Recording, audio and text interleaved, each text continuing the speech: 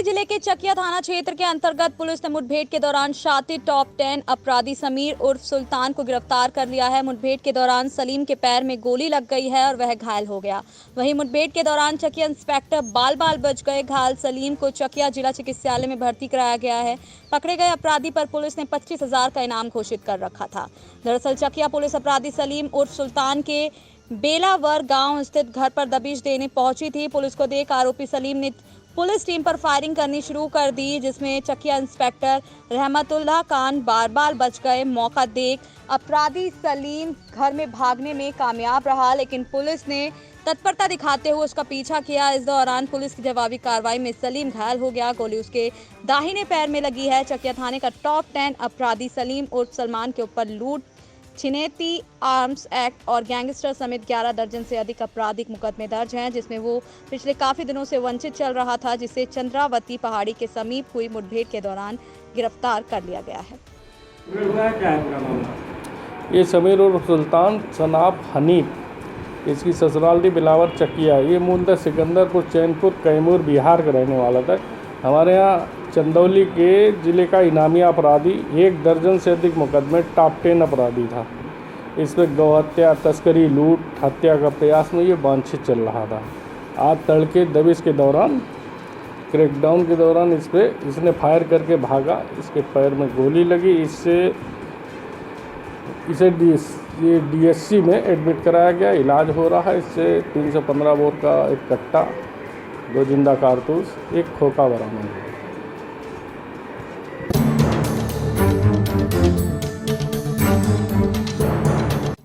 कासगंज कोतवाली क्षेत्र में गत दिनों हुए पुष्पेंद्र हत्याकांड का पुलिस ने खुलासा करने में कामयाबी हासिल की।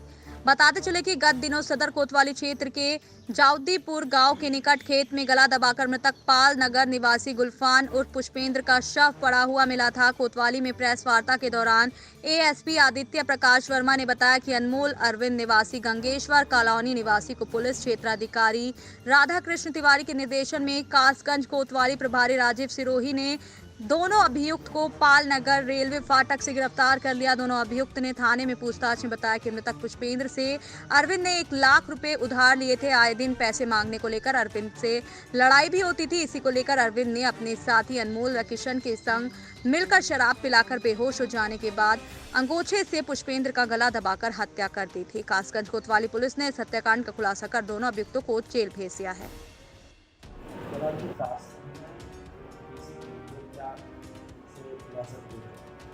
दिनांक 5/7/2020 को पुष्पेंद्र पुत्र रामकिशोर निवासी पालनगर की हत्या कर दी गई थी अज्ञात लोगों द्वारा। तो उसके आधार पर जो है दौरान विवेचना जो 3 लोग प्रकाश में हैं, अनमोल, अरविंद और कृष्ण।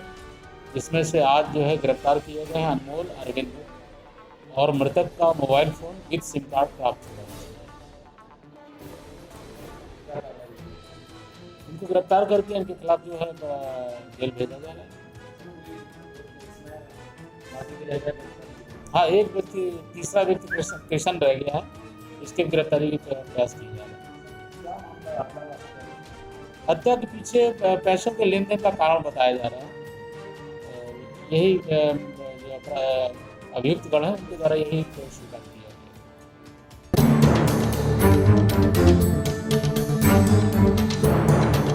सिद्धार्थनगर के त्रिलोकपुर थाना क्षेत्र के हथपरा गांव में 2 पक्षों में हुई खूनी संघर्ष के बाद एक वृद्ध की मौत व 8 लोगों के घायल होने के बाद गांव में तनाव है। आज उपद्रवियों को गांव में आगजनी कर इलाके में सनसनी फैला दी है।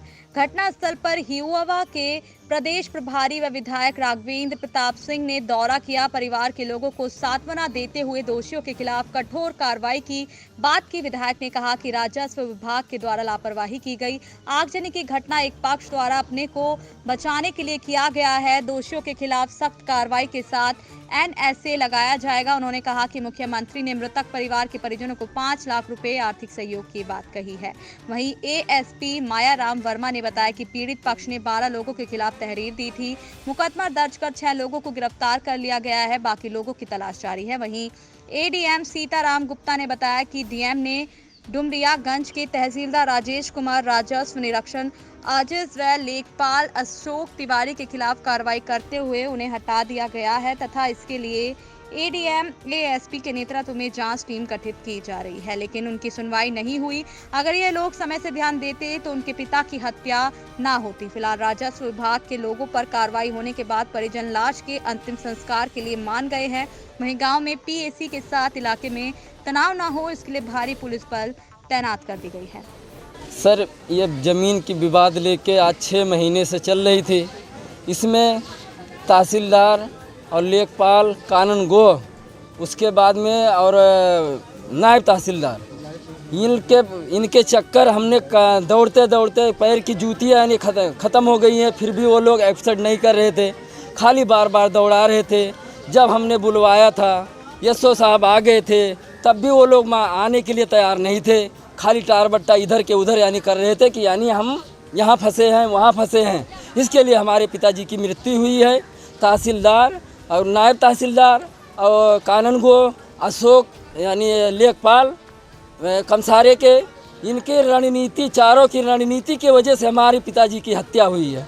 अब आप क्या चाहते हैं? हम यही चाहते हैं कि इन पे कड़ी से कड़ी कार्रवाई होनी चाहिए, कड़ी से कड़ी कार्रवाई होनी चाहिए। इनमें जितने धारे लगे उतने इन पे लगवाइए। यही हमारी मंशा है, यही जनता की मंशा है। देखिए, राजस्व विभाग के कुछ लोगों से मैंने कहा था, टीम भी बनाया था एसडीएम डुमरियागंज ने। कुछ राजस्व विभाग के द्वारा लापरवाही हुई, जिसके कारण मैंने जिलाधिकारी से बात किया और उन लोगों के खिलाफ तहसीलदार, कानूनगो, लेखपाल, इन लोगों के खिलाफ कार्रवाई किया गया है। टीम भी बनाई गई है, वह टीम जांच करेगी। अगर दोषी पाए जाएंगे तो उनके खिलाफ एफआईआर भी किया जाएगा।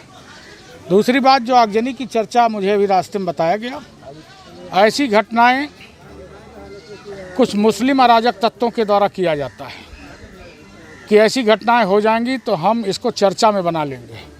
ये मुस्लिम नौजवानों के द्वारा किया गया प्रयास है, पहले भी किया जाता रहा, नौगढ़ में भी आपके किया गया था। ऐसी घटनाओं से हम लोगों को, हमारे लोगों को, हिंदू समाज को भी सावधान रहना चाहिए। तीसरी चीज़, जितना नाम इन्होंने तहरीर में दिया है, सख्त कार्रवाई होगी, एनएसए भी लगेगा। हमने पुलिस से कहा है कि ऐसा एफआईआर दर्ज होना चाहिए, ऐसी कार्रवाई होनी चाहिए कि ये ट्रायल पे बाहर, जमानत पे बाहर न निकले, इनका ट्रायल शुरू हो जाए और इनको सज़ा हो जाए। दूसरी चीज़, प्रदेश में यह पहली बार मैंने आज सुबह माननीय मुख्यमंत्री जी से मिल करके अपने इस क्षेत्र की घटना और पीड़ा को बताया, तो उन्होंने भी कार्रवाई करने के लिए कहा। डीआईजी से डीजीपी से बात किया। और दूसरी चीज़, मैंने कहा कि गरीब परिवार है, चौधरी परिवार, हथपरा में कुछ आर्थिक सहयोग भी, तो पहले तो ये हुआ कि ऐसे मामलों में आर्थिक सहयोग सरकार नहीं देती है। किसानों के दुर्घटना में तो देती है, लेकिन ऐसी घटनाओं में नहीं देती है। लेकिन मैंने बार बार आग्रह किया तो माननीय मुख्यमंत्री जी ने 5 लाख रुपया आर्थिक सहयोग देने की भी हमें आश्वासन दिया। यहाँ से जिलाधिकारी के माध्यम से रिपोर्ट बन के जाएगी, वो 5 लाख रुपया भी इस पीड़ित परिवार को आर्थिक सहयोग। काल तहरीर दी थी, उस पर तहरीर पंजीकृत किया था और फिर जब डेथ हो गई तो उसको 302 में तरमीम कर दिया है और इन्होंने 12 लोगों किया, जिसमें 6 लोगों की गिरफ्तारी पुलिस कर चुकी है। शेष लोगों को विरुद्ध भी कार्रवाई करेगी पुलिस, शीघ्र ही गिरफ्तारी करेगी और अन्य विधिक कार्रवाई जो है वो भी अमल में लाई जाएगी। इसके लिए टीम बना दी गई है, टीम जांच कर रही है। जांच बाद जो भी दोषी होगा कार्रवाई की जाएगी। फिलहाल इस समय लेखपाल, कानूनगो, तहसीलदार ट्रांसफर कर दिए गए हैं। तीनों लोग को हटा दिया गया है। टीम की गठित कर दी गई है। टीम गठित की गई है। उसमें एडीएम हम हैं, एसपी साहब हैं, एक और।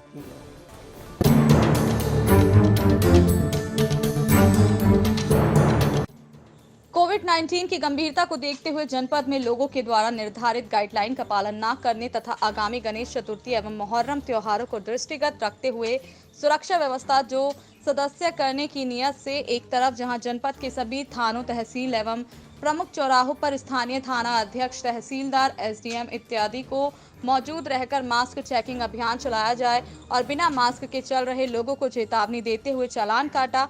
वहीं पर दूसरी तरफ जिले के पुलिस कप्तान दिनेश सिंह व अपर पुलिस अधीक्षक दयाराम सरोज भारी पुलिस बल के साथ जामू कस्बे में फ्लैग मार्च किया तथा लोगों को कोविड-19 महामारी से बचने के लिए जागरूक किया। इस दौरान पुलिस कप्तान ने स्वयं दुकानों पर जाकर लोगों को चेक करते हुए डांट लगाई तथा बिना मास्क के चल रहे लोगों को मुफ्त में मास्क वितरण किए।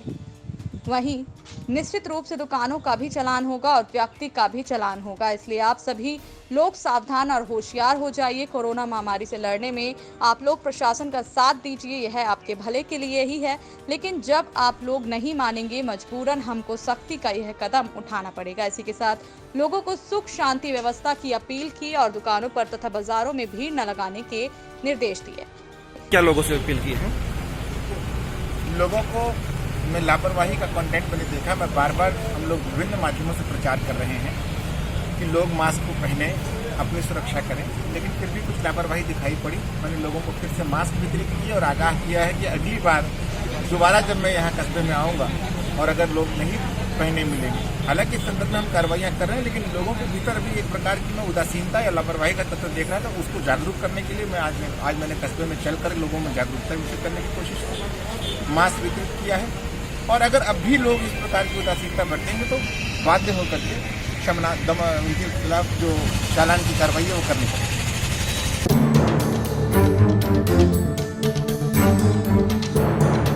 कोतवाली कायमगंज क्षेत्र के मोहल्ला मेहंदी बाग में शुक्रवार सुबह लोगों ने एक शव को ट्रांसफार्मर के चारों ओर लगी जाली के अंदर नाली में पड़े देखा। देखते ही देखते भीड़ लग गई। एक युवक ने घटना की जानकारी पुलिस को दी। मौके पर सीओ कायमगंज राजवीर सिंह गौर पुलिस फोर्स के साथ पहुंचे। पुलिस ने ग्रामीण से शव की पहचान कराने का प्रयास किया, लेकिन उसकी पहचान नहीं हो सकी है। ग्रामीणों ने हत्या कर शव फेंके जाने की आशंका व्यक्त की है। लोगों से पूछताछ करने के बाद पुलिस ने शव को कब्जे में ले लिया। शव को पहचानने के लिए पोस्टमार्टम हाउस में रख दिया गया है। 72 घंटे के बाद युवक का पोस्टमार्टम किया जाएगा। सीओ राजवीर सिंह ने बताया कि सूचना मिली कि एक युवक का शव मेहंदी बाग में पड़ा है। सूचना मिलते ही पुलिस तुरंत मौके पर पहुंच गई है। पुलिस को शव के पास से ऐसा कुछ भी नहीं मिला जिससे मृत युवक की पहचान हो सके। उन्होंने बताया कि शव देखने से लगा कि मौत कुछ दिन पहले हुई है। उन्होंने बताया कि आसपास के थानों को इस मामले की सूचना दे दी गई है। पोस्टमार्टम रिपोर्ट आने के बाद आगे की कार्रवाई की जाएगी। अभी फिलहाल नहीं हो पाई है, पीएम के लिए भेजा जा रहा है और 50 साल किया जाएगा। Thank you.